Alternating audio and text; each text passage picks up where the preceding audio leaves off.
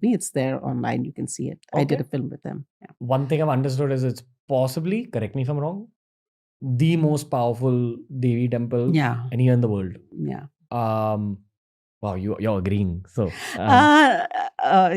yes, in a way it is, because it's so mysterious. It's so scary in a way. It's all in darkness. You've been there. I have not been there. Yeah, when you go into the cave, you can also feel very suffocated because there are lots of people. I went during the festival time. They also say that tantrics and aghoris carry out their own practices there. And I've heard people also say that's an entirely tantric temple, which is visited by visitors, but it's meant for tantric practices. So the rich people still do the sacrifices there of bulls and buffaloes and all that. The rich people do. They say it's banned, but I saw it with my own eyes.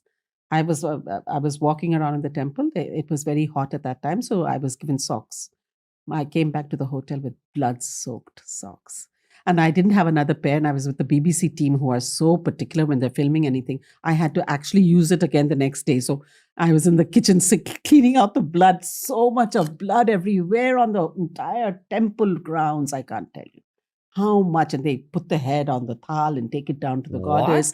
I've seen the sacrifices. And the beauty, I don't want to say beauty. You have to respect each region's culture. I'm sitting there. It's like you have steps there to watch the sacrifices taking place.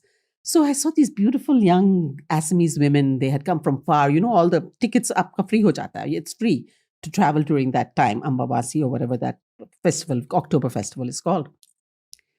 And they were lifting their babies like this to see the sacrifices, because they were sitting there and they were lifting like that. And they were all watching like intent. And I said, why are you doing that? They said, if we watch this sacrifice, the bull being killed for the goddess, then our entire year will be so good. We will not fall sick. All very much, it's just part of their culture. They say it proudly. That's why we watch.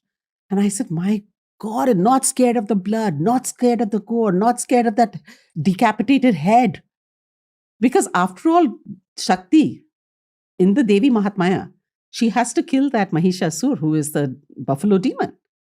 And I think it goes back to a time when there must have actually been women who used to capture buffaloes. Buffaloes were a big, in the marshy lands, there could be very much a problem, for the agricultural areas, etc. So there may have been women, actual women who captured them.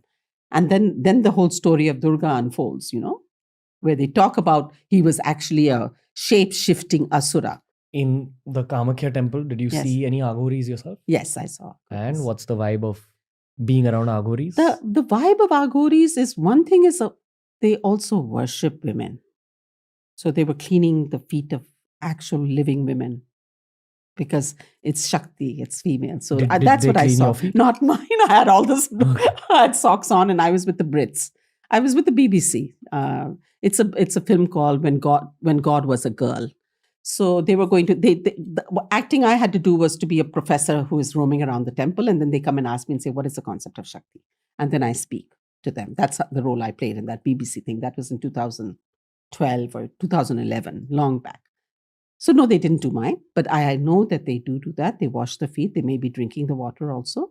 But they show a lot of respect to feminine energy. So every woman has that feminine energy. And that's what's believed of Shakti.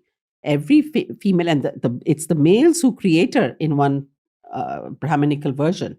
But actually, she's always been there. But in one version, they say that it's from the tejas of the male divinities that she's created. And, many feminist scholars don't like that because they said, what is this? But it's there.